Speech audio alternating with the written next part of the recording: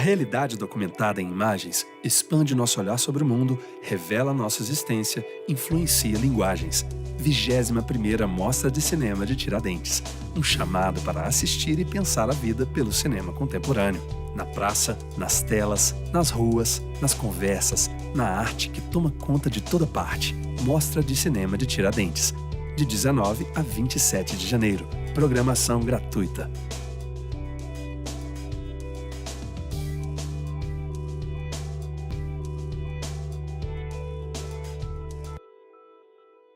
Teremos nesta tarde um panorama sobre a trajetória pessoal e artística do ator Babu Santana, nosso homenageado da 21ª Mostra de Cinema de Tiradentes. Participam também desta mesa os membros da equipe dos filmes Bandeira de Retalhos, de Sérgio Ricardo, e Café com Canela, de Ari Rosa e Glenda Nicásio. O tema do debate, o ator e seu meio, filmar em estúdio, filmar no Recôncavo Baiano e filmar no Morro do Vidigal, o percurso de Babu Santana. Convidamos para comporem a mesa o ator homenageado, Babu Santana.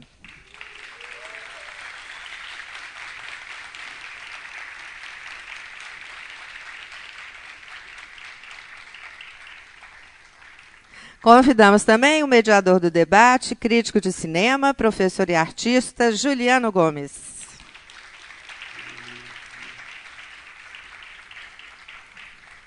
E os cineastas Ari Rosa, a Glenda Nicásio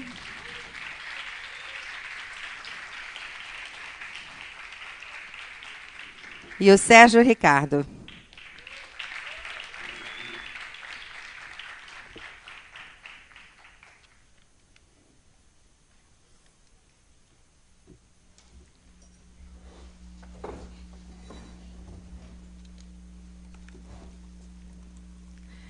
Sejam todos bem-vindos à mesa aqui e nós vamos ouvir o mediador Juliano Gomes para a abertura dos trabalhos. Bom dia. Estava desligado. É um prazer estar aqui na mostra. É um prazer fazer parte, não só da Mostra Tiradentes, mas estar aqui numa mesa em torno da homenagem ao Babu Santana. Eu tive também o prazer, além de estar aqui conduzindo essa mesa, de fazer uma entrevista com o Babu, que está no catálogo da mostra. Então, vocês deem uma olhada, falem lá com a gente. Foi um papo muito gostoso, muito cheio de assuntos, foi até difícil de editar. Estamos aqui com, além do Babu, a equipe do filme, os dois diretores do filme Café com Canela, que foi exibido ontem como filme de abertura. Ari Rosa, Glenda Nicásio, dois sócios da Rosa Filmes, lá de Cachoeira, Bahia, no Recôncavo Baiano, e também aqui com o Sérgio Ricardo, é difícil adjetivar, um dos grandes artistas da cultura brasileira, um multiartista, um músico, cineasta, escritor, que terá seu longa Bandeira de Retalhos ainda a ser exibido amanhã, às 10 horas da noite, mas no final eu volto a fazer uma recomendação aqui de horário para vocês verem o filme. Então é isso, a ideia. Vou passar a primeira palavra para o Babu, para a gente falar, para ele falar da experiência dele, acho que especificamente em relação aqui aos dois filmes, mas eu acho que o Babu tem uma carreira muito variada em termos do tipo de personagem, tipo de projeto, filmes de uma estrutura mais industrial, filmes de uma estrutura mais artesanal. Eu acho que essa diferença é um assunto muito bacana da gente ter aqui. Aí, depois do Babu tiver a palavra dele, passo aos diretores do Café com Canela e ao Sérgio Ricardo. E acho que, imagino, daqui a meia hora, 40 minutos, conversamos todos juntos aqui, para que isso aqui, acima de tudo, um encontro. É isso aí, a gente tem mais ou menos uma hora e meia para fazer essa atividade aqui. Então, passo a primeira palavra para o Babu. Bom dia, boa tarde, né, já. Bom, começar do começo, lá do Norte do Morro, né, quando tudo começou. Eu estava vendo aqui a questão do filmar no Vidigal, filmar no Recôncavo. Eu tenho uma história muito engraçada que A gente fazia oficina de cinema com a Rosane de Wartman e com o Vinícius Reis lá no Nós do Morro. Era muito legal, muito interessante, eu gostava muito, eu me interessava mais pelo cenário, né? Assim como a Ganda. Eu gostava muito de cenário, trabalhei na arte e tal. Tem um primo meu que é um operador de áudio muito bom, que é o Vampiro, trabalhei com ele também, enfim, já trabalhei muito na técnica de cinema também. Eu lembro quando a gente começou a fazer as oficinas de teatro, de interpretação para a câmera do Cidade de Deus, eu tive contato com outras produções, fiz o teste e passei. Eu passei naquela oportunidade para o Homem do Ano, né, do José Henrique Fonseca, para Uma Onda no Ar e para o Cidade de Deus. Estava muito empolgado. E foi nessa sequência que eu fiz os filmes, né? Eu primeiro vim com a mala no set, para partir para Belo Horizonte. Eu estava lá fazendo o filme do Zé, até com o Lázaro. O Lázaro era um garoto desconhecido como eu. Enfim, não tão desconhecido que ele estava fazendo A Máquina, que era um fenômeno no teatro. E aí tinha toda uma parafernália, era Conspiração Filmes, né? Tinha ônibus camarim, aquela coisa toda, né? Tava lá o André Gonçalves, estava o Murilo Benício. Então tinha toda uma estrutura muito grande assim. E 3 dias depois, no mesmo dia eu viajei para Belo Horizonte e tal. Tinha uma estrutura muito bacana também lá para a gente, quando a gente fez a preparação, com o Antônio Amâncio, o Rui Moreira. E aí, quando a gente foi para o set, foi muito engraçado, que a gente estava filmando na favela do aglomerado da Serra, Morro do Papagaio, lá em Belo Horizonte. E aí eu cheguei, primeiro dia, o primeiro estranhei que veio me buscar foi uma Kombi, não um carro, né? Falei, uma Kombi? Estranho. Falei, não, tudo bem, eu ando de ônibus também, né? Aí eu cheguei no set e falei, e aí, Elvésio, beleza, cadê o ônibus camarim? O Elvésio deu uma gargalhada, porque eu achava que aquilo era normal no cinema, né? Então, todo filme tem um ônibus camarim e tudo mais. E o Elvésio riu muito, não, meu irmão, é um barraquinho ali, a mulher cedeu a sala, ali é o nosso camarim. Então é muito engraçado. Eu prefiro, não sei se é porque enquanto ator, né, eu nunca produzi uma coisa grande assim, mas enquanto ator eu prefiro até filmar na favela ou em subúrbio, porque as pessoas são mais solícitas, sabe, assim, era impressionante lá no Morro do Papagaio, a gente, pessoa em casa, né, arrumando a casa lá, uma animadona, imagina, você chega, pode abaixar o som? Né, e prontamente era atendido, né? Quando você vai filmar assim numa área mais nobre, na Ipanema, Leblon, uma vez eu lembro que estava fazendo, será que eu vou lembrar o nome do filme? Achados e Perdidos, do Joffre. E eu estava fazendo uma cena com o Fagundes, uma cena que ele se irritava lá e eu era o leão de chácara do filme, e eu tinha que segurar ele assim. E, cara, um maluco, foi em Copacabana, um maluco furou o bloqueio da Sete Rio. Quase atropelou eu e o Fagundes, porque o cara não aceitou esperar ele, era uma coisa muito rápida, sabe? Então, eu prefiro filmar em lugares mais simples, que as pessoas são mais solícitas. E eu me sinto mais à vontade, né, cara? Eu nasci e criado no Vidigal. E filmar no Vidigal, né, Sérgio? Filmar no Vidigal foi sabe, todo mundo se envolve. Hoje o Vidigal está ficando pior, né, o Cavi? Porque as pessoas agora já estão sabendo qual é o esquema, né? Aí quando você pede para baixar o som, pede 50 conto para baixar o som. Você vai filmar a fachada do cara, o cara, não, vou ficar aqui. Mas enfim, mas ainda mas como éramos nós, né, acho que a gente teve mais auxílio, né, do externo, assim. Então eu prefiro filmar na favela e no subúrbio. Eu estou fazendo Suburbanos agora, é a coisa mais linda do mundo, a gente está ali gravando. E o Rodrigo é mó cara de pau, ele pede café para as pessoas, assim, a pessoa vem, a mulher, acabou, vou passar o café para você. É muito bom. Eu acho muito interessante essa coisa de você estar filmando e as pessoas ao redor se envolverem, né, num trabalho. É muito gostoso. E de lá para cá, cara, foram bastantes filmes. Estou vendo aqui que deve ter bastante jovens cineastas também. Uma das coisas que eu não queria deixar de colocar é que, se vocês me quiserem, me chamem, eu cobro baratinho, né, Sérgio? Pode chamar. Não, é sério, eu gosto dessa coisa. Desde que eu estava no Nós do Morro, eu lembro que a gente tinha uma companhia, né? Então a gente ficava numa turma assim, vamos dizer, de mais avançados. Eu fazia questão de entrar na turma dos novatos, porque a pessoa, quando está começando, ela tem uma vontade, ela tem uma experiência, mas ela tem uma vontade que eu quero sempre beber dessa vontade, eu quero estar sempre com essa sensação de que eu estou começando. Por isso que essa homenagem no começo me soou tão estranho. Eu falei, meu Deus do céu, estão sabendo que eu vou morrer, alguma coisa aconteceu. Não é possível. Porque eu quero sempre ter esse espírito de quem está começando, né? Porque eu acho muito interessante, quando eu estava filmando com a Glenda e com o Ari, eu lembro de uma cena daquela que a gente está chorando, aí o Ari vinha falar baixinho assim. Eu falei, não, Ari, não fala baixinho não, anda rápido aí, ficar chorando. Então era muito bacana essa troca, sabe? Não tinha aquela postura do cara, eu sou fulano. Porque eu já peguei muitas pessoas arrogantes no meio, assim, né? Por achar que sabe tudo. E isso me incomoda um pouco, porque eu sou meio Timaya às vezes, sabe? Eu não gosto muito de truculência. Então essa coisa e a gente se descobre, né? A gente foi descobrindo, era um personagem totalmente diferente de tudo que eu fiz. Então eu queria muito o apoio da Glenda e do Ari naquele momento. E foi engraçado que uma coisa que eu falei assim, pô, esses caras estão malucos, cara. Eles queriam fazer noturna e diurna, a gente ia fazer a diurna, parava e depois voltava a fazer a noturna. E fez toda a diferença, sabe, Ari? Fez toda a diferença. Eu não sei se é porque eu que convivi no processo, eu acho que fez toda a diferença isso. É uma loucura, mas eu falei assim, uma coisa que você está habituado, assim, essa arrogância nossa. Ah, não, se faz assim. Aí eles vieram e quebraram essa regra, né? E funcionou, cara.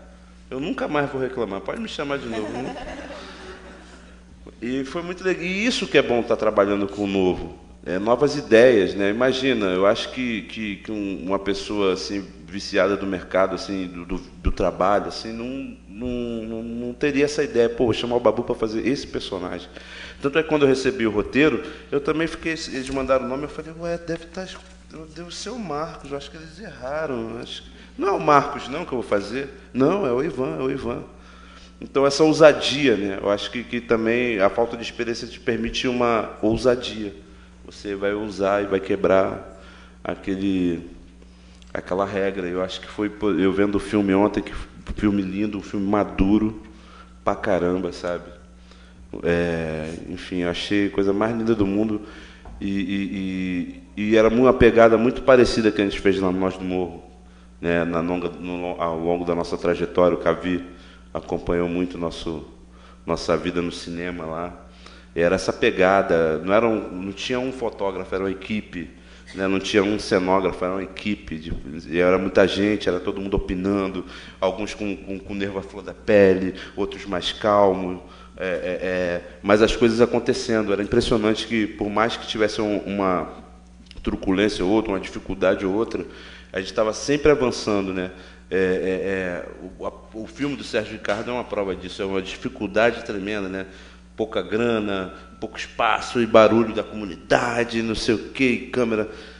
E ao mesmo tempo que parecia ser difícil, a gente estava avançando, né? Tanto é que hoje eu estou emocionadíssimo de ver o Café com Canela, de sentar numa mesa do Sérgio Ricardo, que nos educou, né? Que quebrou o violão e não aceitou aquela... Eu tenho isso na minha vida, eu estou doido para quebrar um violão também. Mas esse impulso, né?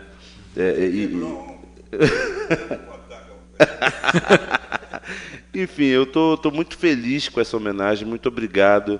Muito obrigado ao festival. Minha família está lá. O pessoal vai chegar um pouquinho atrasado, porque a piscina da pousada que eu estou é muito bacana. Não tem preço, assim. Adorei ganhar aquele troféu, um dos mais bonitos que eu tenho, né?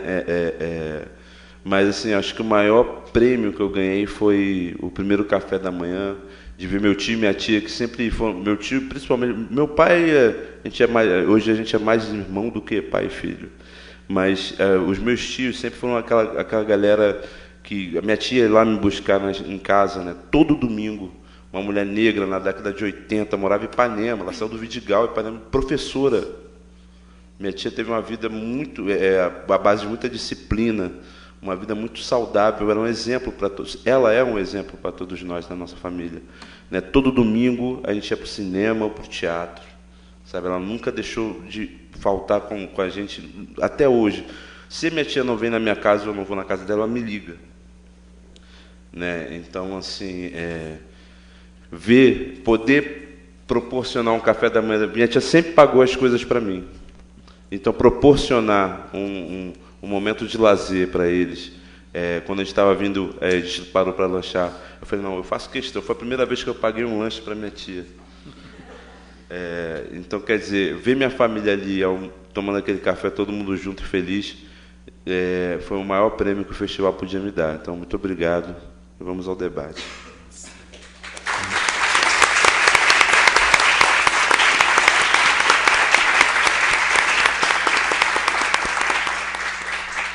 Queria passar agora, aproveitar a bola para o Sérgio, enfim. Fique à vontade, a casa é sua, né? Como é que é esse trabalho com o Babu? Apertei o botão, Deus. Pronto. E a Vidigal, que é um lugar que você tem enorme intimidade, como é que é essa experiência? Bom, o meu depoimento aqui, eu acho que vai ser um pouco triste para o Babu, porque, como diretor de cinema, eu acho que ele pisou na bola feio comigo. Porque eu dei um texto para ele decorar, ele veio e fez outro texto completamente diferente. O pior é que estava melhor do que o que estava escrito. É indisciplinado. Esse negócio de diretor para ele não existe, não. Se ele vem lá e sabe qual é o papel, ele encarna o papel de uma tal maneira que sai para lá, diretor, sai tudo, dá o câmera aí a gente dá a ação, na hora que vai vir vem um personagem genial, assim, que não era aquele que a gente tinha bolado exatamente. Entendeu? E eu não fiquei como diretor sem ter o que dizer, porque estava melhor do que eu queria. Então, foi uma coisa terrível isso para mim como diretor, foi terrível. Porque eu gosto de tomar minha bronquinha e tal, quebrar meu violão e tal. Mas com ele não deu, não. Ele quebrou um violão na minha cabeça. Eu quebrei o roteiro. Não, fantástico, né? Tem uma coisa que você fala no filme que a gente até enquanto está montando o filme e tal, vai e volta, a gente ouve muito a mesma coisa o tempo todo. Então tem aquela coisa assim de...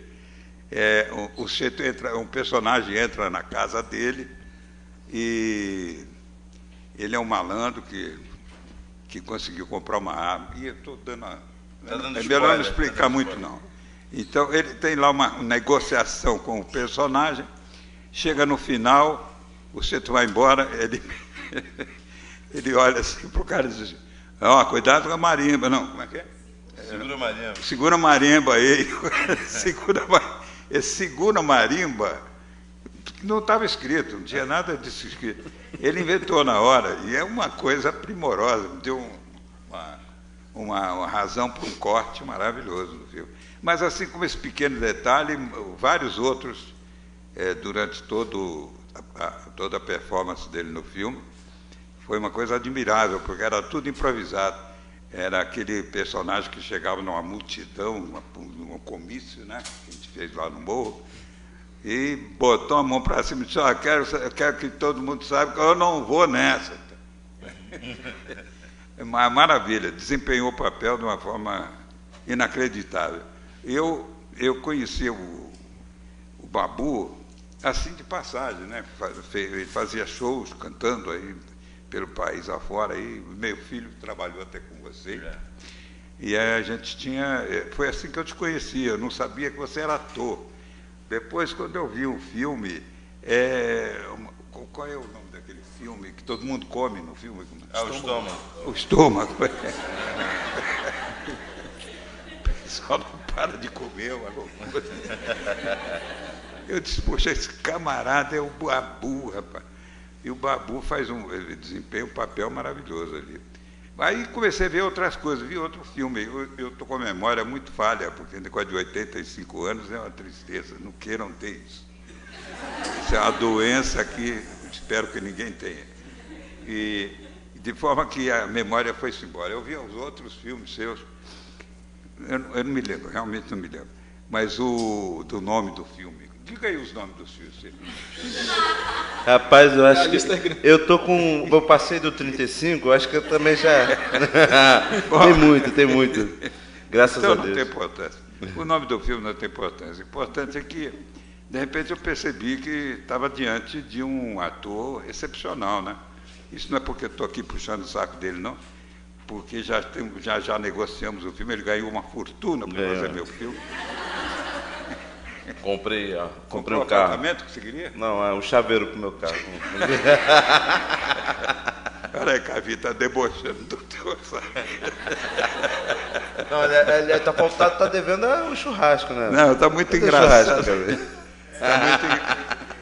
Está muito engraçado isso que a gente está fazendo no cinema brasileiro no momento, que não era para a gente estar rindo, não era para estar chorando mesmo, né? É mesmo. Porque tudo se faz sem dinheiro nenhum, e naquela base assim, de saber que pequenas patotas estão organizadas para pegar o dinheiro que existe por aí para fazer cultura cinematográfica no país, fora as outras culturas. Mas, enfim, então a gente já está se acostumando com essa história. Né? Quando você fala, vou fazer um filme, mas não tem dinheiro, aí, não tem cachê, não tem não sei o quê. Não parece mais aquela coisa do malandro que quer ficar com o dinheiro do outro, não. Todo mundo sabe que a nossa realidade não está moda. E a cultura tem que existir de alguma maneira ou de outra. E o Babu é um grande aliado, né? Porque ele, com o talento que tem, com a genialidade dele como ator, ele poderia estar ganhando uma fortuna. Mas segura a peteca porque é brasileiro, né? É isso aí. Segura Marinho. Obrigado, era isso que eu tinha que dizer sobre ele.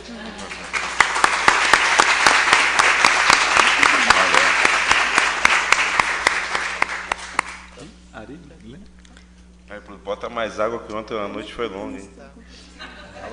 Passo aqui para o Ari Tá me ouvindo? Rosa, Tá que é um dos diretores do Café com Canela, que, assim como Bandeira de Retalho, é um filme muito ligado ao local onde ele acontece, que no caso é a cidade de Cachoeira e São Félix, no Recôncavo Baiano.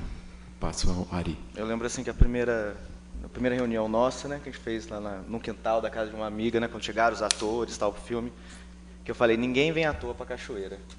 Aí o Babu fez assim, né? E a história com o Babu é muito legal, né? Como ele entrou no filme, né?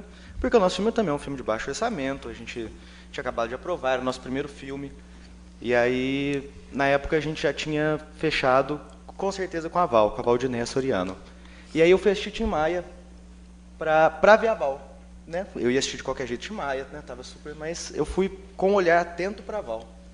E claro que Babu, né? Saí, depois encontrei com ele e falei assim, nossa, super ator e tal, curti muito. Mas um dia, né? Acho que é um cara para a gente lembrar sempre, para que um dia a gente trabalhe com a gente, né? Aí passou acho que umas 2 semanas disso, aí a gente foi fazer um projeto de cinema-educação numa cidade, assim, distante e tal, e tava uma chuva danada, né? A gente não conseguiu sair para fazer nada, né? Ficamos dentro de casa. Aí a Glenda foi tomar banho, né? A gente estava numa pousada. Aí liguei a televisão. Estava no SBT, por sorte, né? Então, essa foi uma conjuntura de... E estava passando Marília Gabriela. E quem estava dando entrevista era o Babu. Aí fiquei vendo, né? Assistindo. Falei, porra, que cara foda, assim. Fiquei encantado, muito encantado. Aí Glenda saiu do banheiro, né? Falei, ô Glenda, assiste aí, que eu vou lá tomar banho. Assiste aí, depois a gente conversa. Aí que eu saí, Glenda tava com os olhos desse tamanho, assim. Falei... Interessante, né? Ela, nossa, é muito, vamos, tal, para... Aí ela já tinha conhecido uma pessoa em Brasília que conhecia... A Marcinha. Babu, tal. Aí ela falou assim, mas eu tenho contato. Eu falei, porra, então vamos tentar, tal. Aí a gente falou, mas a gente vai chamar ele para quê? Para Marcos ou para Ivan? Né? A gente pensou, pô... Aí ele começou a falar da filha, tal. Não foi da filha, mas alguma coisa familiar. A gente falou assim, pô, super paizão, tal, acho que fica legal para Marcos. Aí nesse momento a Maria Gabriela perguntou, qual um personagem que você gostaria de fazer que você nunca fez? Aí ele falou assim, eu gostaria de fazer um homossexual. Aí eu falei, pediu o papel, né, Glenda? Agora vamos até o fim. A gente ficou chocado. Foi incrível, assim, foi incrível. No mesmo dia a Glenda já mandou mensagem para a menina já passou o telefone dele, e aí a gente entrou em contato e foi, assim, uma negociação das mais tranquilas que eu nunca poderia imaginar. Na hora, não, vou, topo, quero. Né? Aí continuamos conversando, foi ótimo. E aí chegou em Cachoeira e tem toda aquela história linda, né, do encontro com a família dele. Minha família é de Cachoeira. Minha família é de Cachoeira. E encontrou na rua, né? Foi uma coisa super... Eu lembro que foi impressionante. Eu tinha ido para Cachoeira, na verdade São Félix, né? Que senão a gente ficou lá. É a mesma coisa, gente, é só uma ponte. Aí, ó, viu? É diferente, gente. Viu? É bem diferente. Tô falando? Mas assim, eu lembro que quando minha bisa, que é de lá, trabalhou naquela fábrica lá de charuto. Eu fiquei emocionadíssimo quando eu fui lá. Ela me levou para lá, eu tinha 6 anos de idade.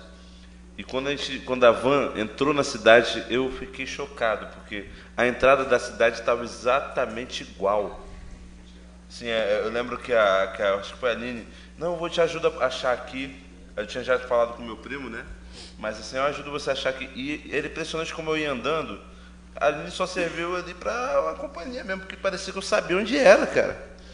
Era impressionante.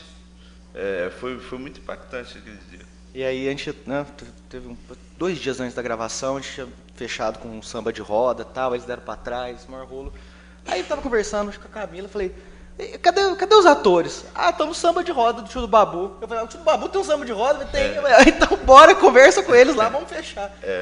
O samba de roda que tem, o seu primo também tá, né? E acabou agregando isso, foi muito legal. Foi uma experiência assim, de muita generosidade. Acho que todo filme é uma palavra que eu e Glenda a gente usa o tempo inteiro para se referir aos atores e aos colegas, né, a equipe, né, do filme. Foi um filme que sem generosidade seria impossível. E Babu, né, no momento que tinha acabado de fazer Tim Maia, né, estava na novela, estava num momento assim que o mais natural seria não... A Pinar tinha acabado de nascer. Tinha acabado de nascer. Você assinou, eu lembro que você foi assinar. Tinha uma assistente de direção, estava no Rio de Janeiro, foi atrás de você. Ela tinha acabado de nascer quando você assinou. Ela foi no hospital para você assinar o contrato. Né? Então, assim, foi uma experiência muito legal. E foi a primeira vez que a gente trabalhou com ator. Né? Antes a gente tinha feito vários curtas-metragens, mas naquele esquema da brodagem, né? O colega, não sei o que lá, ator mesmo, né? Como Babu, Valdineia, todos, né? O Fábio. Assim, Antônio Fábio, Arlete, a surpresa, que é a Aline. E a gente aprendeu a dirigir, a estar com o ator com vocês, porque a gente não sabia. Então foi um processo de construção onde a generosidade de vocês foi essencial para a gente também entender o nosso ofício, né, pensando nisso. Porque da fotografia, do som, tal, era uma coisa que a gente já trabalhava nos outros filmes, mas a questão do ator era uma novidade para a gente. E foi lindo aprender, ter você como um dos nossos professores. Claro. Muito obrigado.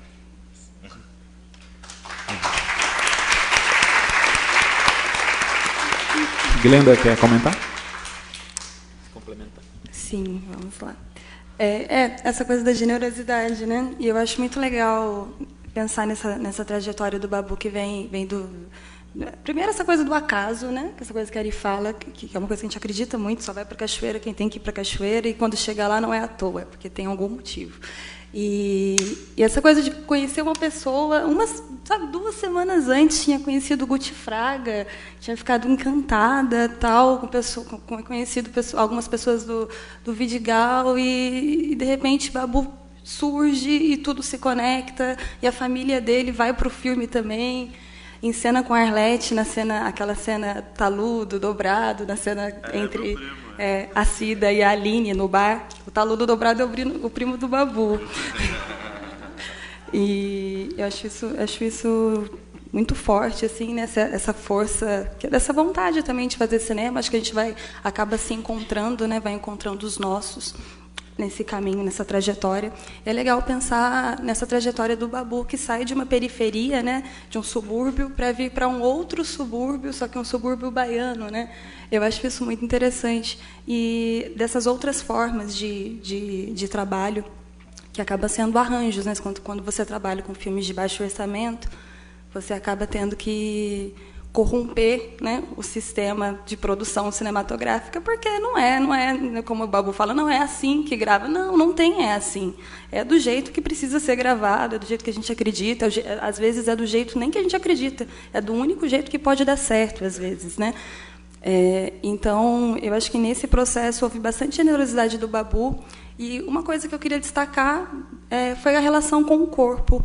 O quanto com o Babu foi uma das pessoas que a gente tinha mais intervenções, né? Porque a partir do momento que ele fechou o contrato com a gente, enquanto equipe de arte, de caracterização, a gente ficava muito preocupadas, assim, em função de deixar o Babu assim, com uma cara de bundinha de neném, assim, sabe? Tipo, o rosto de bundinha de neném é a coisa mais fofa do mundo. E aí, então era raspar o cabelo, tinha uma série de coisas, assim, de intervenções, né? Babu assim, não tinha poréns. Falava, então, Babu, a gente está pensando em cortar todo o seu cabelo, a gente pode cortar um pouco, mas assim, na verdade a gente queria raspar em algum momento.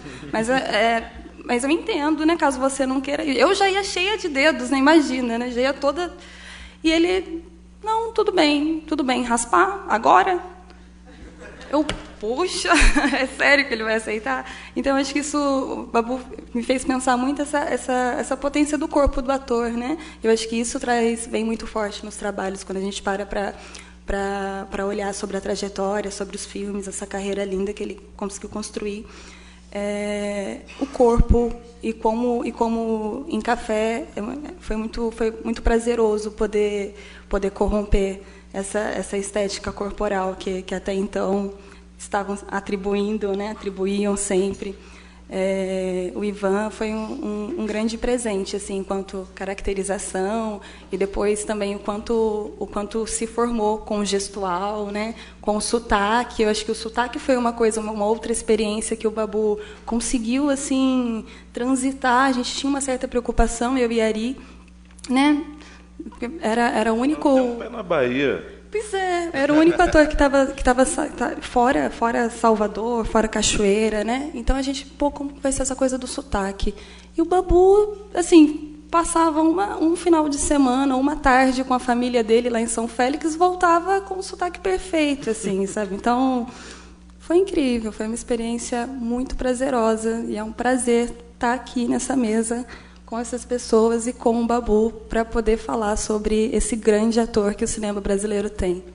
Obrigado. Então, uma curiosidade, eu estava andando na rua, aí um senhorzinho veio assim, me abraçou, deixa eu tirar uma foto com você. Aí eu falei, beleza. Aí o cara que estava tirando a foto disse, você sabe quem você está tirando a foto? Eu pensei que ele estava perguntando para o senhorzinho. Aí eu fiquei quieto. Ei, bicho, eu estou falando com você. Você sabe com quem você está tirando foto? Aí eu falei, um senhor muito simpático aqui. Você é Edson Gomes, cara. Eu não acreditei, bicho. Eu passei toda a madrugada bebendo cerveja, cantando com o Edson Gomes, que eu sou louco. Eu ia até falar isso. Teve o dia de gravação que a gente saiu, né? A gente não estava gravando com você. Aí a gente saía assim, nem olhava, porque sair para ir para casa tinha que passar onde tem os bares, né? A gente saía nem olhava para o lado, porque se olhasse para o lado ia dar vontade e tal. A gente ia gravar no outro dia e tal. Aí nesse dia eu dei uma olhadinha, aí era Babu e Edson. Edson Gomes é uma referência no reggae nacional, assim, pra quem não conhece, é um cara de São Félix. Quem também. Não conhece deve conhecer. Tem Procurem saber. Ele é um incrível, assim, é um super músico. E aí a gente deu uma olhadinha assim, tava microfonão. Edson Gomes e Babu cantando Timaya. Falei, porra, Glenda, hoje a gente vai sentar, né? Não, e foi uma das noites mais lindas que eu lembro. Assim, toda vez que eu fico pensando no café, né, nos poucos momentos que a gente conseguia tomar uma cerveja no final do dia, na noite, eu lembro dessa noite que foi incrível, que juntou a cidade toda. Foi um show, mas um show assim, em casa, né? Parecia que a gente estava no quintal de uma casa, assim. Foi uma experiência. Estava claro como o Babu estava no lugar dele, assim. Foi lindo, assim, como a cidade te integrou e você integrou a cidade, que não é muito fácil, né? Assim, na rapidez que foi, né? Foi muito. É porque eu era de lá, cara. Pois é. Exatamente. Foi lindo. Obrigado, Leandro. Obrigado, que mesa. Queria convidar vocês a fazer comentários, perguntas, dúvidas, participações, como quiserem, para a gente conversar junto aqui. Já vi uma ali. Gente, se café é muito bom, hein? Quem de camisa cinza ali levantou? Colega. Eu não sei se vai o microfone. Ah, ok. Está indo já. Quem quiser levantar a mão que eu vou tentando organizar aqui. Tá. Boa tarde. Jorge Piri, ator, Niterói.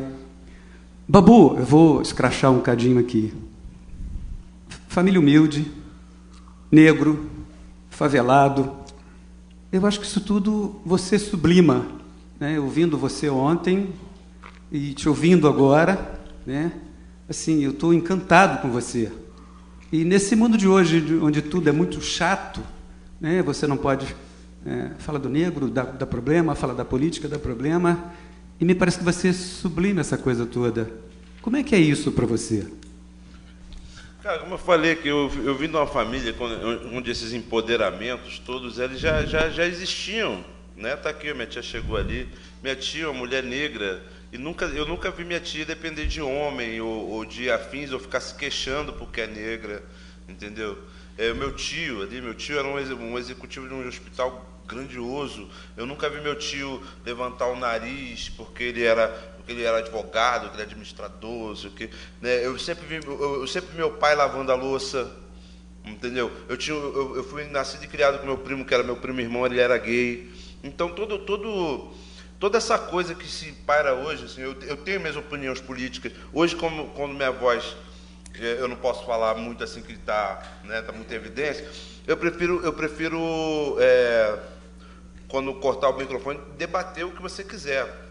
Até porque eu não quero entrar nesse vespeiro. Eu acho que a gente tem que ser mais tranquilo mesmo, sabe? Assim, eu acho que eu tenho essa nomenclatura negro, eu já estou começando a querer mudar também. Eu conversei com um brother aí, angolano também, que me fez repensar nessa expressão. Mas, assim, eu acho que a gente não tem que ficar só vivendo de polêmicas e agredindo o outro, ou se dar o empoderamento com a truculência, se igualar com o opressor no pior do que ele tem, né? Eu vi a Glenda, as mulheres do Café com Canela eram mulheres surpreendentes, assim, sabe? Lá no começo eu fui no debate de diretoras mulheres negras. E assim, e é lindo, isso já faz parte da minha vida, entende? Então isso me ajuda a sublinar isso tudo isso aí, sabe? É super tranquilo. E essa simplicidade, cara, a culpa é da minha família. Parabéns. Obrigado. Você, minha querida? Boa tarde. Boa tarde. Eu sou do Jornal Contramão, que é um jornal universitário de BH, e eu gostaria de fazer 2 perguntas, na verdade 3. 2 para o Babu e uma para a Glenda. A primeira é sobre a sua experiência com o filme Uma Onda no Ar. Como é que você encara, como você vê a importância de uma rádio comunitária? Você acha que isso agrega para a comunidade? E você acha que vai demorar muito, ter bastante, assim, um número significativo de produções onde o protagonista é um negro, e se essas produções vão demorar ainda mais chegar nas comunidades? E para a Glenda, eu queria saber como estar nesse meio, sendo uma mulher negra. Se você encontrou muitas dificuldades, o que você tem para falar em relação a isso. Obrigada. Quer responder primeiro, Glenda, que eu estou aqui raciocinando? Como dizer não, né? Ok. Acho que as dificuldades são óbvias, né? Assim, que são históricas, né? De um Brasil, as dificuldades que começaram antes de mim, que vêm de mulheres dentro da minha família, que de antes elas já existiam, antes de eu nascer as dificuldades já existiam, mas também acabei participando de um processo de transformação política do Brasil, que também possibilitou adentrar alguns espaços que, a princípio, talvez eu nem imaginasse que faria parte. Então, acho que essas são as maiores dificuldades, né, para não me prolongar. Essas são as maiores dificuldades, e a gente sabe quais dificuldades que eu estou falando, não preciso né, descrever e pontuar. Agora, especificamente, trabalhando em cinema, o cinema que eu consegui fazer é um cinema que é construído também por outras mulheres negras. Então, assim, eu me sinto em casa. O lugar que eu trabalho é Cachoeira, que é uma cidade que é comandada pela Irmandade da Boa Morte, que é uma irmandade de mulheres negras, uma das primeiras irmandades do Brasil. A presidente é minha prima, Maria. Maria é sua prima? Menino! Gente, não sabia disso, não. É prima da minha tia. Oh, Deus. Entendi, dono da cidade, sabe? Entendi tudo agora, dona Sônia. Pois, né? Tia do Babu comanda a Irmandade da Boa Morte. Então, assim, eu acho que também... Babu para prefeito.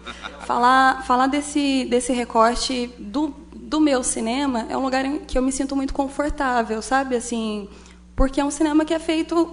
É um cinema que me acolhe. Eu faço um tipo de cinema... Assim, eu estou tendo condições de fazer um tipo de cinema que me acolhe, que é feito por essas outras pessoas também, entendeu? Então, assim, eu não sei o que é fazer cinema fora disso. Então, que eu imagino que seja, né? A gente sabe que é terrível, mas, felizmente, eu consigo fazer cinema de uma forma diferente, que me acolhe.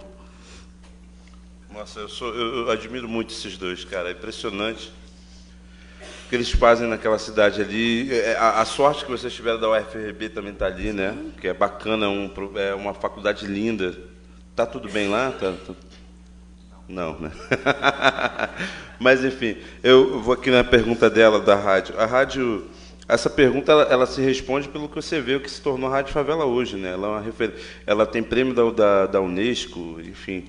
E sobre, eu acho que a rádio em si, imagina, eu acho que tem uma frase no filme: o ar não tem dono, companheiro. Ninguém pode impedir a gente de montar uma rádio. E deveria ser assim, né? Deveria ser assim. Principalmente quando você tem o desempenho social que a Rádio Favela teve lá no aglomerado da Serra. É muito bonito. Foi muito bacana quando a gente começou a ouvir a história do Misael. E o que se tornou, né? A gente montou toda aquela brincadeira. A personagem que eu faço, ele que foi inspirado, se eu não me engano, ele está vivo até hoje. Ele está vivo, né? Eu que fiz questão, eu falei para o Vécio, vamos passar uma outra mensagem. Eu sei que a pessoa pode se render, mas, cara, não vamos transformar esse cara não vamos transformar esse cara num herói, não vamos dar prêmio para esse cara. Se os outros 3 conseguiram com esforço, vamos mata esse cara, bicho. Mata esse cara aí, porque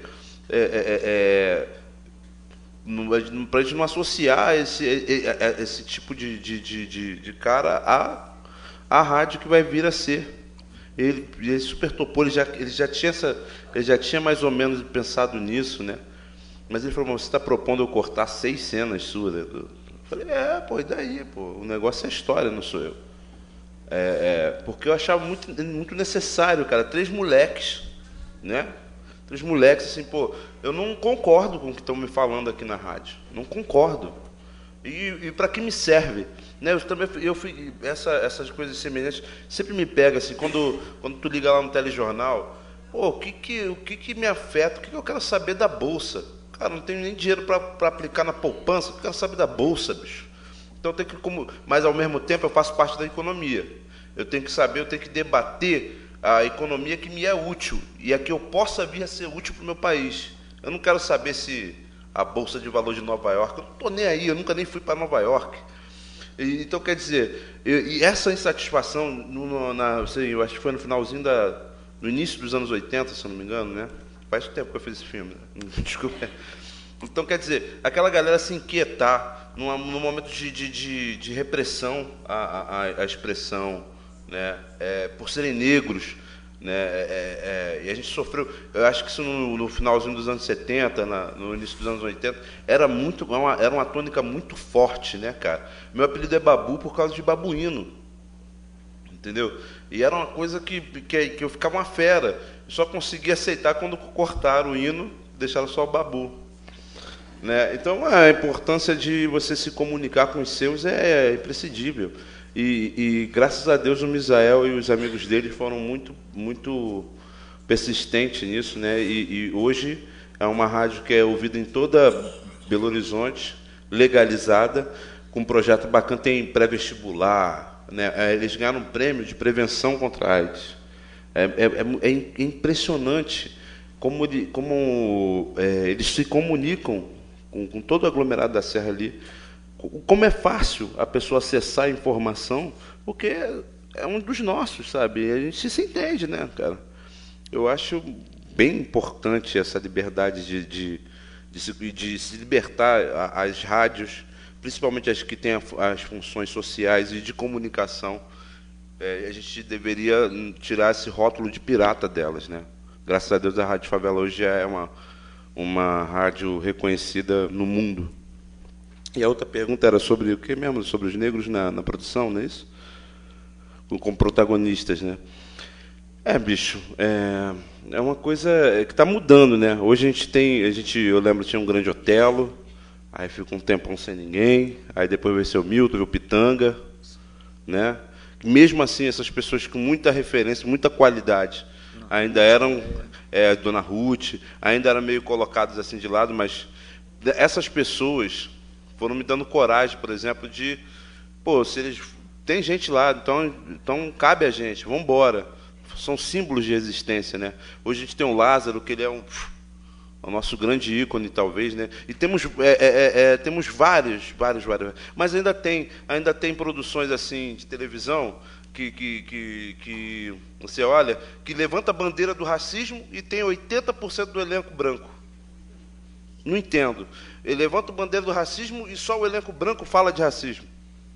Né? É impressionante isso. Isso você coloca uma coisa da Idade Média, e na Idade Média não tinha. Cara, eu lembro, eu conheci um dos diretores e fui pedir um papel para ele. Ele, não tem personagem no seu perfil. Eu falei, tá. Aí eu estou fazendo o Suburbanos com o Nando Cunha, que também não vale um centavo. Aí o Nando também foi falar assim, qual é, cara? Um personagem, não tem personagem no seu perfil. Novela não tem homem?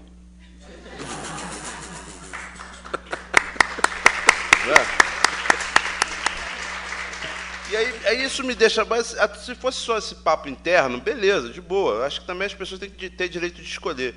Mas o que me deixa preocupado é quando eu cheguei assim, eu estava debatendo com um amigo sobre isso, falando indignado, né? Aí a mulher falou, aí a menina da farmácia, calma, moço, não fica assim, porque na Idade Média não tinha negro. Isso que me preocupa. Né, o Spike Lee, quando veio aqui, e aí você foi ser perguntado, cara, você viu ali, eu liguei a televisão e parecia que eu estava na Dinamarca. Né? Você passa os comerciais, são todas pessoas brancas, loiras de olhos claros. Num país colorido. Você olha para essa plateia aqui, sabe? O passaporte brasileiro no câmbio negro é o mais disputado, porque qualquer um pode ser brasileiro. Sabe? É isso que me deixa, às vezes, meio... Cara, o que a gente está construindo? Assim, meus filhos já são impregnados lá das ideias. Eu fui impregnado pelas ideias do meu tio, da minha tia, a gente sabe se defender. E agora a grande maioria que só tem aquela caixinha como referência de entretenimento e arte, acaba sendo que essa mulher que acha que na Idade Média não tinha negros. Aí eu falei até para ela assim, sabe por que você acha que não tem? Porque negro não era chamado de negro na Idade Média. Isso foi invenção. Aí vem toda essa questão lá que é melhor a gente pular esse assunto do que o negócio de cinema.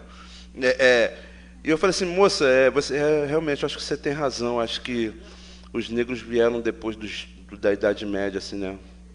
Tá todo mundo lá dentro do mato. Veio do disco voador, ET, nós somos ETs. Brincadeira, você acha que negro... O primeiro negro surgiu em 1700, quando trazido pelo... Nasceu no navio negro. Enfim. Aí, olha, já foi pior. Não tá bom, mas vai melhorar. Alguém quer colocar alguma questão? Tenho aqui. Lá do outro lado. Quem mais? Já estava, desculpa. Não, é que eu não tinha olhado. Só uma observação. Logo depois, ok? Falando, é que eu sou de Belo Horizonte e lá está tendo uma peça, eu não sei o nome da peça, Gisberta. Isso. E é muito interessante que é um ator... Lobianco, acho. Isso.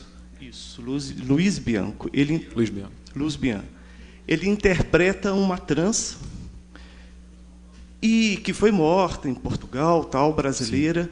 E é curioso que, quando nós chegamos para assistir a peça, as trans da cidade estavam fazendo um protesto. Porque elas não estão na peça, elas não estão na direção. Elas fizeram um protesto no final da peça, o público nem olhou para elas, elas tiraram a roupa. Ficaram só de calcinha, recebendo o público saindo. O público virou a cara para elas. A direção não quis conversar com elas e o pessoal da peça virou a cara para elas. E a peça é sobre elas. Então, você falou isso, é uma coisa muito legal. Porque a gente, de repente, na peça, no teatro, no glamour do cinema, fala de certos personagens, identidades, que na vida a gente não dá conta. Eu achei isso muito escroto, no mínimo. Alguém na mesa que quer comentar? Babu? Passamos. Oi, com licença, só respondendo ao comentário dele, porque essa polêmica realmente tomou um vulto grande. Mas eu me chamo Eric, sou do Rio de Janeiro, eu sou amigo do diretor dessa peça, que se chama Rafael Ribeiro, que é um diretor de teatro, negro, gay. É um monólogo, de fato, quem faz a personagem principal é o Luiz Lobianco. E, assim, conhecendo de uma perspectiva interna, existe sim uma preocupação. Eu acho que, na verdade, eu só queria, tirar um pouco dessa imagem, porque o Rafael foi para Belo Horizonte, estão se abrindo espaços de diálogo com o movimento trans. Então, assim, existe um pouco dessa perspectiva de abrir o diálogo e de conversar, não que assim, só para tornar as coisas um pouco mais nítidas, de que não é que não houve debate, não houve diálogo e ninguém quis ouvir, né? Eu sou amigo pessoal do diretor e sei que existe sim uma perspectiva de abrir o diálogo. Eles chamaram o movimento trans de Belo Horizonte para conversar, chamaram alguns especialistas de fora, né, pessoas ligadas ao movimento trans, movimento LGBT de fora também, para mediar o diálogo. Então, assim, para dizer que existe sim, essa problemática está em discussão, mas que existe também um diálogo que está acontecendo entre os diretores, as pessoas que fazem a peça e o movimento. Ok. Por favor, obrigado. Enfim, tomada um pouquinho contaminada com essa questão, que eu acho que é também uma questão de lugar de fala e um lugar também de posição de trabalho, né? Assim como um lugar do negro trabalhar no cinema, ou então do trans fazer um personagem que lhe cabe enquanto fala. Acho que são muitas camadas para discutir. Babu, queria te perguntar uma coisa, que ontem você falou assim, eu não decoro, né? Você falou que não decora a fala. Mas você lê, né? Porque você também falou que leu os roteiros que chegaram até você. O Aristides nem lê, o do Arábia. Eu acho maravilhoso. Ele fala, lê para quê? Eu vou lá e faço. E eu acho de uma liberdade imensa. Eu queria te perguntar no café também, como é que foi esse diálogo, né? Se você não decora, ou então... Não, isso é uma brincadeira, né? Porque, na verdade, não tem como... Claro que eu decoro, né? Eu lembro, inclusive, assim, eu lembro uma peça que eu fiz, que foi o Sonho de Noite de Verão. Eu não só decorava, como eu tinha 2 personagens. Teatro e cinema, a gente dialoga diferente, né? E era Shakespeare, né? Apesar de ser adaptado, então não tinha muito que... Eu não quero que o fantasma de Shakespeare venha me puxar o pé. Né?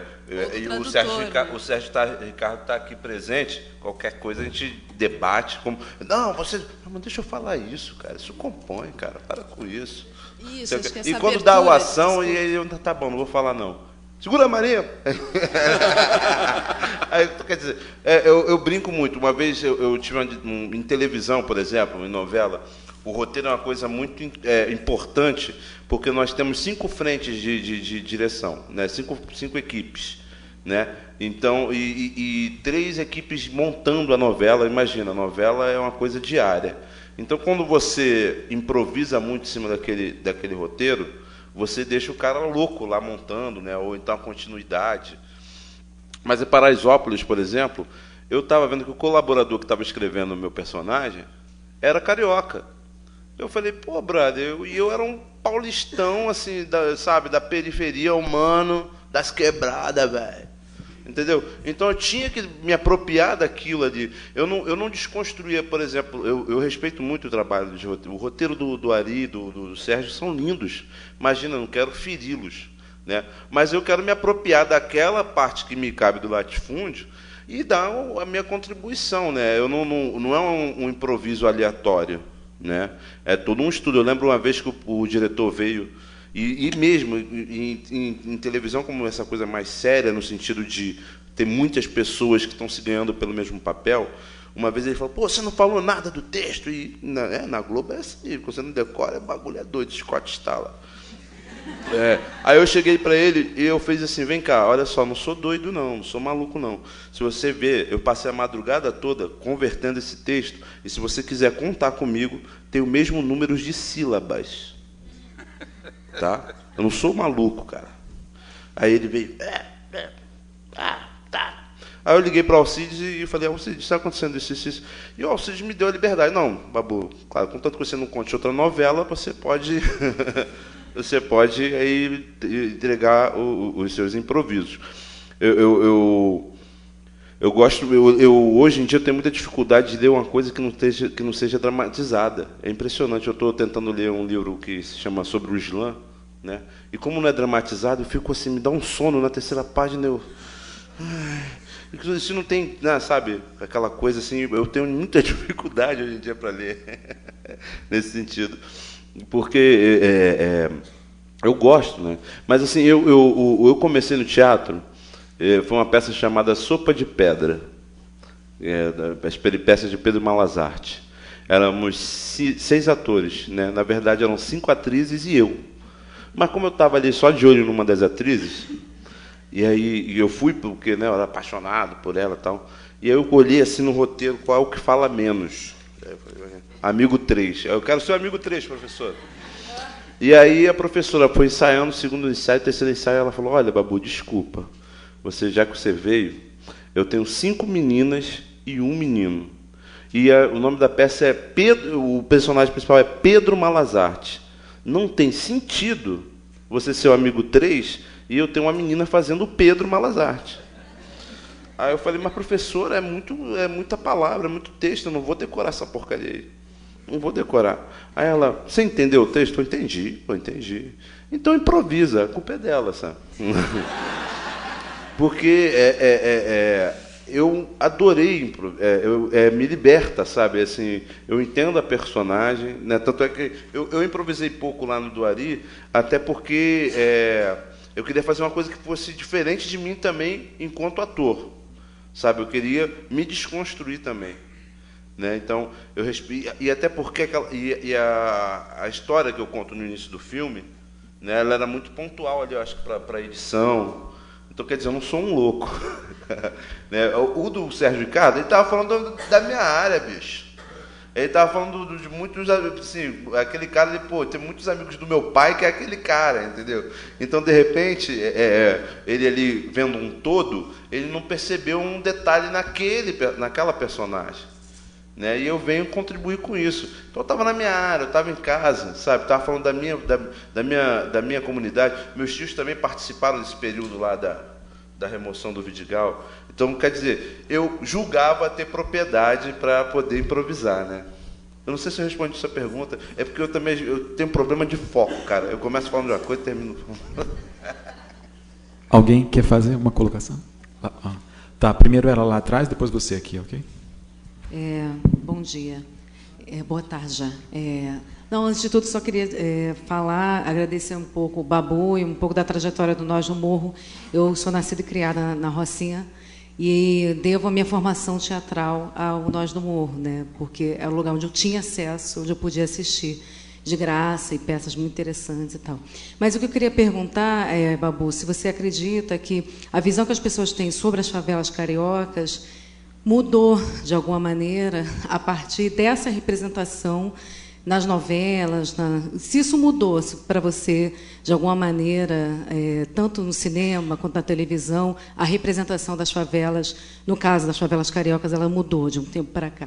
Mudou. Olha só, eu lembro na época que foi lançado Cidade de Deus, foi aquele boom, né? Que é um filme maravilhoso, mas teve uma parte da comunidade, né, que ficou meio preocupado, falou, pô, peraí, isso aí não é Cidade de Deus, cara.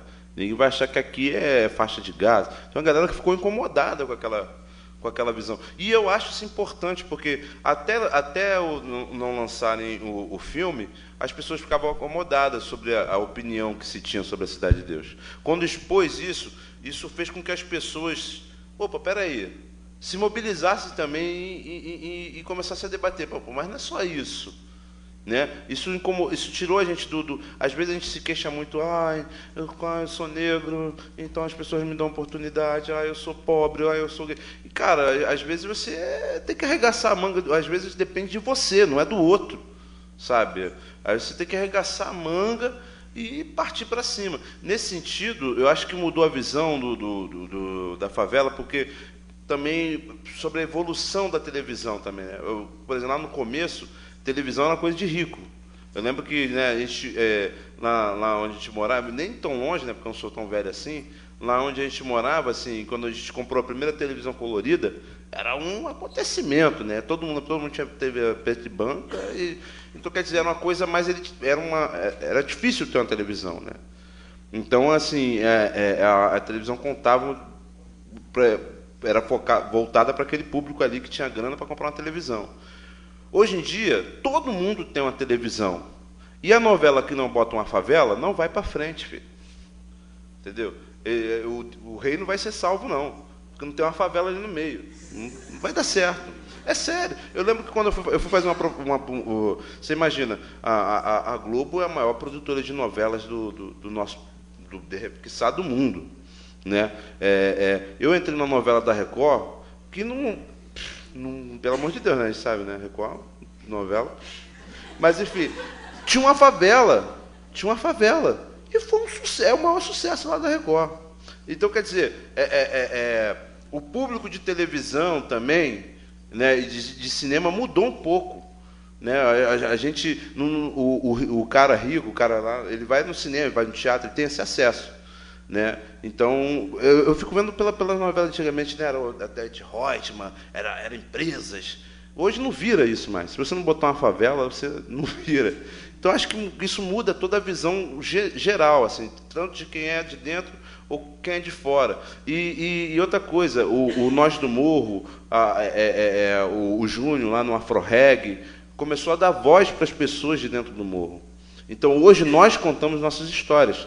Eu estou muito curioso para ver a Bandeira de Retalho, que somos nós contando nossas histórias. O Kaká foi lá, botou um monte de câmera na nossa mão e nós contamos nossas histórias.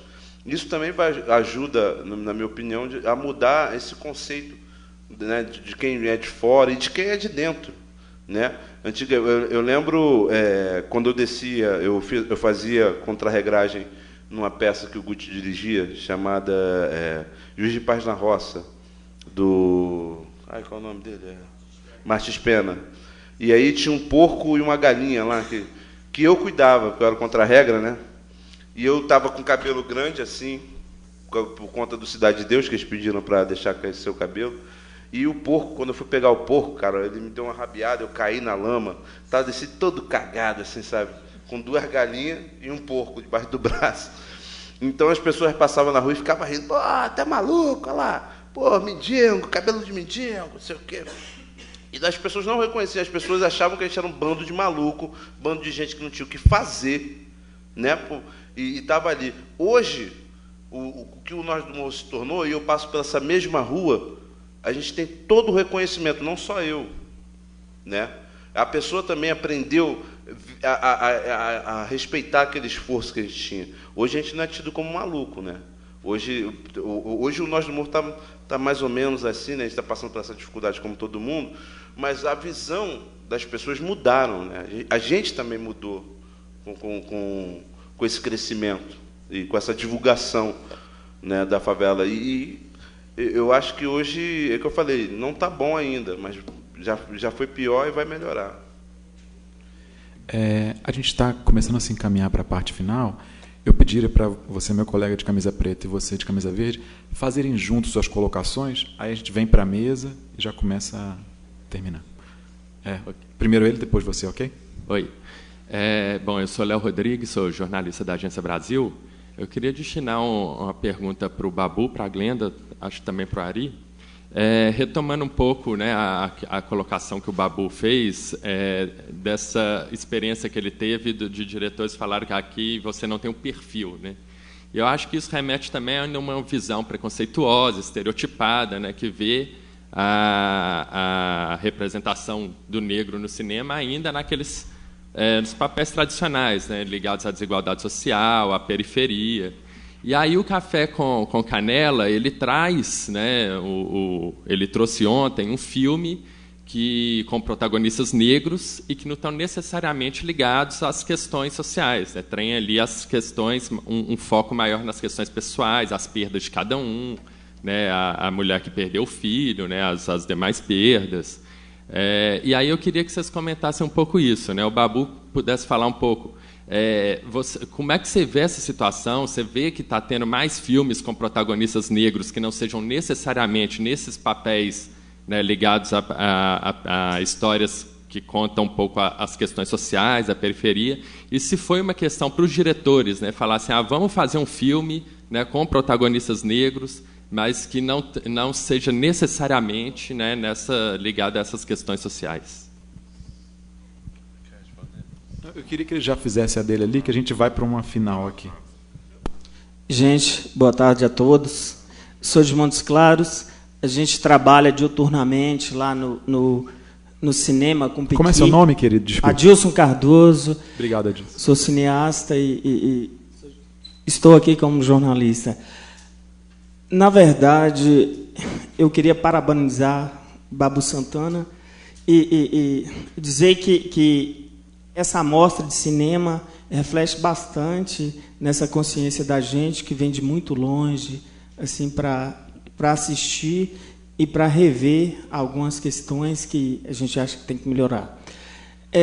Não vou fazer perguntas, vou apenas dizer que a gente precisa de mais ações, como o Babu falou aí, que nós ainda somos muito pequenos, né, na questão de mostrar o nosso potencial como negro, né, que às vezes são brancas demais nossas telas, e que cresçamos. E o Ricardo, quero mandar que aquele violão que eu li antes mais cedo, que esse cinema seja sempre assim, uma forma de se revoltar contra aquilo que não vem daquilo que é de dentro de nós. Acho que se todos os violões fossem quebrados dentro da história, da forma que você fez, a gente teria mais arte no Brasil. Muito obrigado. Cara, essa coisa do protagonismo, por exemplo, sobre a relação e a questão de ligar a questão racial ou social. Eu, por exemplo, eu vejo assim, tipo, o Negueba, o Jonathan Azevedo agora, ele deram um traficante, mais um estelhão, mas eu acho que em vez da gente se queixar e se lamentar ou se revoltar, é pegar aquilo, isso, é pegar aquilo com garra, com tamanha garra, de tomar de assalto aquela novela pastel, sabe? Ele foi lá e pegou e tomou de assalto e, pô, meu irmão, foi para as cabeças. Não quero saber se era traficante, se era pobre, se estava na favela. Eu quero saber que foi uma interpretação brilhante e o país reconheceu, sabe? Ele fez, e não é o primeiro que por exemplo, o Negueba faz, e ele arrebenta. Então, nesse sentido também, eu lembro uma vez que quando a gente fez Cidade de Deus, o Guti quis nos preservar desse tipo de personagem. Só que na sequência, um convite da Lúcia Murat para eu fazer o Quase Dois Irmãos. Aí eu falei, brother, você me desculpa, eu não vou deixar de trabalhar com a Lúcia Murat porque o meu personagem é um bandido. Eu não vou perder essa oportunidade. Mas é um bandido da década de 70, eu tenho um trabalho de pesquisa, eu adoro as mensagens que a Lúcia passa, tanto é que eu já estou indo para o 5º filme da Lúcia. Eu roguei uma praga nela, você não vai filmar sem Babu Santana. Então, quer dizer, eu acho que a gente tem que... Agora, também, de fato, como cidadão negro, eu acho que eu sinto falta de filmes como do Ari da Glenda, de filmes como do Sérgio Ricardo, que colocam o negro como personagem, independente. A gente não está falando da nossa pele, da nossa posição social, né? Você tem um romance, aquele romance, né, tão lindo do Marcos e da Violeta, sabe? E eu não estava pensando, ai, que romance lindo de dois negros. Não. Sabe? Que relação linda entre uma neta negra e uma avó negra. Não. Sabe? Acho que a gente não precisa ter também só essa questão racial e social. Nós somos seres humanos, nós rimos, nós nos divertimos, sabe? Se você for contar, se eu contar uma história da minha família, você tem lá meu tio, tem minha tia, e não é porque eles são, não, é porque eles são obstinados, que correram atrás, lutaram. Mais do que protagonismo, me falta essa coisa do qualquer coisa, irmão. Não tem problema de eu fazer o porteiro, não tem problema de eu fazer empregado, desde que eu mostre as complexidades dessa empregada, sabe? Não me importou em nada em fazer o bugio. E eu enquanto como criador daquela personagem, em momento nenhum eu pensei nele como um bandido. Eu pensava nele como um menino mimado, guloso, sabe? Às vezes o estereótipo vem da pessoa que está vendo. Mais um bandido. Não, se concentra aqui. Se concentra aqui. Eu estou falando de uma personagem, de um cara guloso que está na cadeia, grandão, que se entrar numa... Sabe?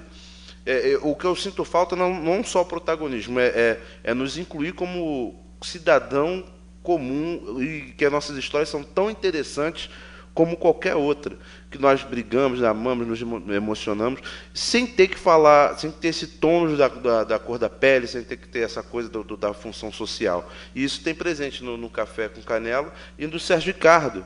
Não são negros e... Não, era um povo lutando pelo que é seu. Né? O Sérgio Ricardo não pode me representar não porque é branco. Não tem nada a ver, sabe? Claro que ele foi uma figura importantíssima nesse fato histórico. E isso depende da cor da nossa pele. Então a gente tem que estar ali presente enquanto personagens. Ponto. Isso aí. Se o Sérgio quiser comentar também. Não, eu acho que essa conclusão dele é perfeita. Porque tem essa coisa muito engraçada, porque tem o negro e tem o branco, tem as raças, não sei o quê. E eu acho que aqui no Brasil o que está acontecendo esse preconceito que vem lá dos ancestrais da gente, tá? Isso aí já está meio acabado, eu acho, entendeu? Porque o que existe ainda, é claro, principalmente na grande senzala. Agora, no viver comum, por exemplo, eu vejo isso pela favela, porque você tem preto e tem branco.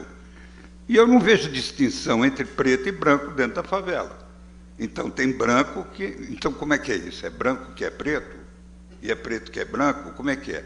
Então, eu acho que esse negócio da cor, no conceito geral do entendimento humano no Brasil, eu acho que isso aí já devia ter... Se não acabou, devia ter se acabado há muito tempo, entendeu? E eu acho que tanto o negro quanto o branco, eu me sinto meio negro, eu gostaria até de ser negro, me digo isso aí com toda a sinceridade.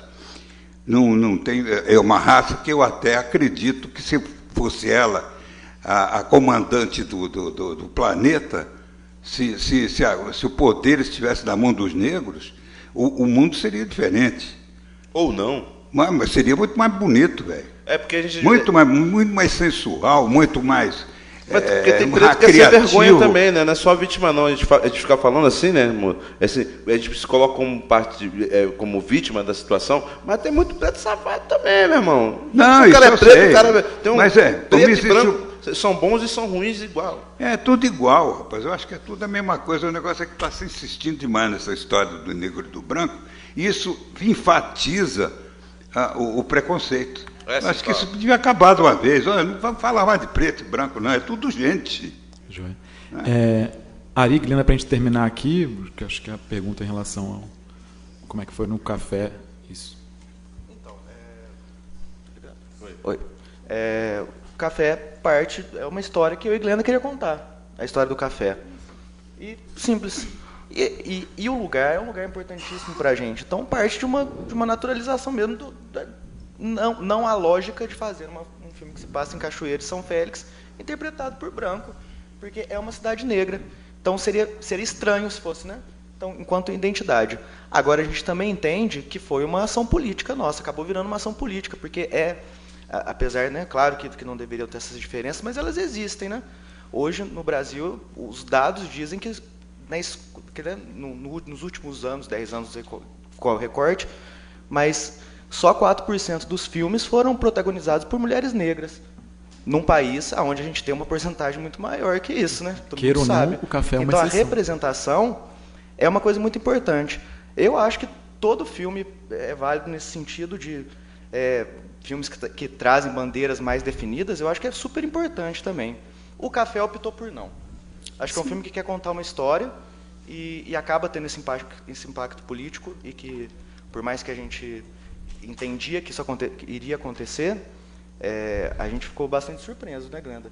Sobre a repercussão mesmo e como o cinema, o audiovisual, é carente de uma representação dos negros, imagino que de outras chamadas minorias, né? Porque não existe, né, gente? Assim, não existe, é um crime falar não existe, porque a gente tem, por exemplo, a Adélia, né? Que já é citada e que agora está sendo rememorada. Adélia Sampaio? Adélia Sampaio. Porque agora está sendo, eu nem digo rememorada, porque agora ela está sendo memorada, né? Porque até há pouco tempo ela simplesmente não existia, aparentemente, antes de uma história, né? A história do cinema nacional fala em nome dos diretores negros da história do cinema nacional, fala em nome de protagonistas marcantes negros do cinema nacional. Digam, e aí? Então, assim, tem sim, a gente tem que, é uma ação política sim, porque a gente tem que refletir sobre isso, e muito dessa euforia do café é justamente por uma representação e por uma formação, por trazer questões de identidade que até então eram negadas.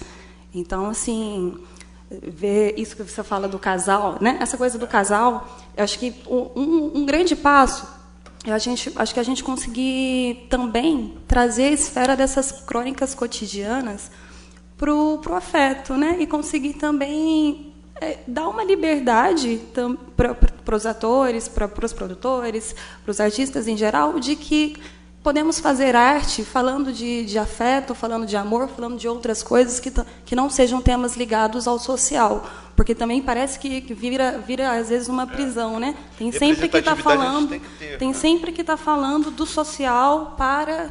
Então, assim, que a gente consiga estar, eu acho que estar nos lugares, para mim, estar aqui, ter Babu aqui, ter Juliano aqui, ter Valdinéia, ter Aline, ter, né, a primeira fileira composta pela família do Babu ontem na abertura, para mim isso é uma grande revolução. Eu acho que estar nos lugares é fundamental. Porque eu estou aqui, alguém está me vendo, a filha de alguém está me vendo, e acho que é assim que a gente começa. É o preto em movimento. Exatamente. Não é o movimento negro, é o preto em movimento. Então, obrigado a todos, obrigado Sérgio Ricardo, obrigado Ari, obrigado Babu, obrigado Glenda. Queria só terminar fazendo convites aqui nessa, na verdade, assim, em ordem cronológica, para quem quiser acompanhar a homenagem ao Babu, às 14h30 temos o Tim Maia lá na Cinetenda, para ver o trabalho do Babu. Às 15h30 aqui debateremos e conversaremos, eu também vou estar presente aqui nessa sala, o filme Café com Canela, que passou ontem, convido a vocês. E às 17h30, depois do nosso debate, aqui mesmo, Uma Onda no Ar, do Elvésio Raton, foi tema da nossa conversa aqui hoje. Então, vocês vejam o filme, é um filme muito importante para a carreira do Babu, muito importante no cinema brasileiro. E o filme do Sérgio Ricardo, Bandeira de Retalhos, passa amanhã na Cinetenda, às 22h. E logo após, mais ou menos por volta de meia-noite, lá na tenda, no espaço da tenda mesmo, uma ocasião linda de um show cinema do Sérgio Ricardo, um show misturado com as imagens dos filmes dele, e um bate-papo, uma experiência multiartística como é a carreira do Sérgio Ricardo. Isso amanhã. Então temos uma grande programação hoje e amanhã. A mostra vai até o outro final de semana. Contamos com vocês aqui. Obrigado, boa tarde, até a próxima.